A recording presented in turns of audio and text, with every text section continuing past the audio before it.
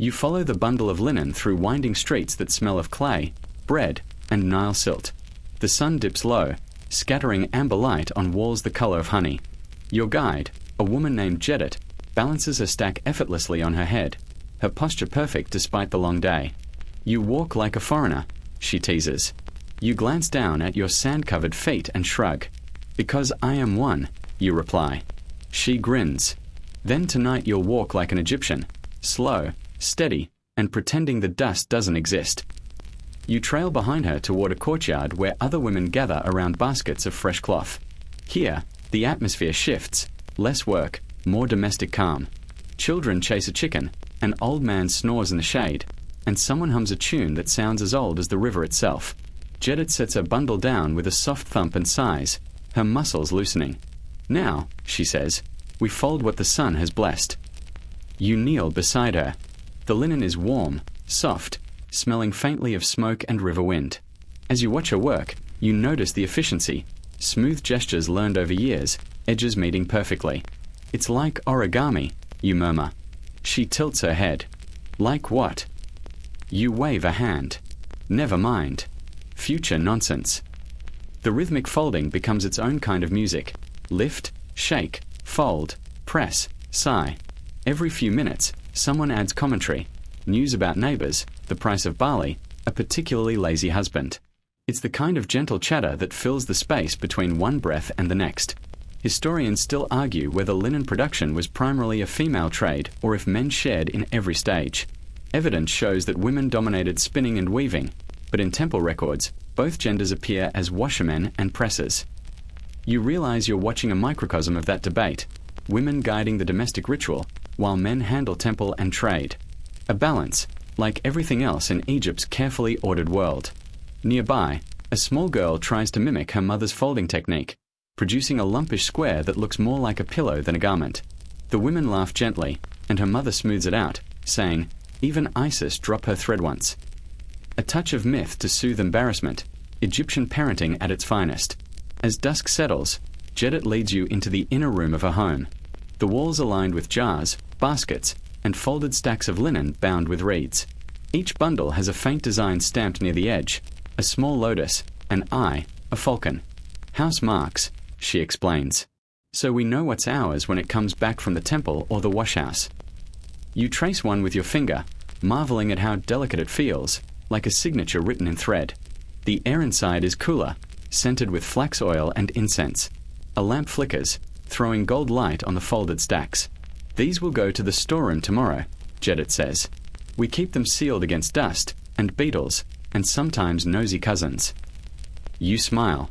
What's the punishment for stealing linen? She raises an eyebrow. Wearing it in public. Everyone would know. You both laugh softly, the kind of humor that has survived millennia because it's universal. In one corner, an older woman sits weaving narrow strips of linen banding. Her fingers move with hypnotic precision. You watch her for a while until she glances up and says, "You've never woven before." You shake your head. "No. I buy my clothes with little plastic cards." She frowns in confusion. Cards? Do they spin well? You grin. Not at all. The weaving fascinates you. The slow shuttle of thread, the creak of the wooden frame, the soft rustle of fibers sliding together. You can almost hear the story of Egypt woven into every pass. The Nile's pulse, the hush of the wind, the rhythm of eternity itself. Do you ever get bored? You ask quietly. The old woman chuckles. Only the gods have time to be bored. We have laundry. That earns another round of laughter. Someone passes around a bowl of figs and flatbread, and conversation drifts toward gossip about the palace. Apparently, one of the lesser officials tried to impress a noblewoman by wearing pleated linen meant for the priesthood. He looked like a sacred ibis trying to flirt, Jedit says, mimicking his stiff gait. You nearly choke on your fig from laughing. You notice something else as they talk. Pride. Every woman here speaks of linen not as mere cloth but as legacy. Flax is our gift to the world, one says. The Greeks will copy it, the Romans will overprice it, and still no one will weave it like we do. You can't help but agree. Even now, thousands of years later, museums still marvel at Egyptian linen so fine it rivals modern fabric. As night deepens, the conversation softens. Children fall asleep on their mothers' laps.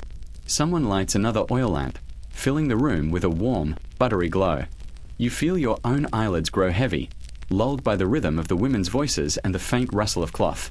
It's hard to imagine electricity ever improving on this scene, this mix of work and rest, repetition and peace. But Jedit isn't quite done yet. She pulls a smaller bundle from a chest and unwraps it reverently. Inside lies linen so thin it's almost translucent. Wedding cloth, she explains, woven from the first flax of the season. It brings luck. You touch it gently, feeling the impossibly smooth texture. This must have taken forever, you whisper. 3 months, she replies proudly, and worth every day. You sense something sacred here, patience as devotion. Every fold, every smooth edge, every faint crease pressed out by hand is an act of quiet faith. A question nags at you. Do you ever think about who wears what you make? She looks thoughtful. Sometimes. But it doesn't matter who wears it. What matters is that it lasts. You nod slowly, understanding more than you expected to. Outside, the last orange light fades from the courtyard. The hum of the city quiets to a soft drone. Frogs near the river, a few distant drums, someone singing to their child. You lean back against the wall, feeling the cool clay behind you.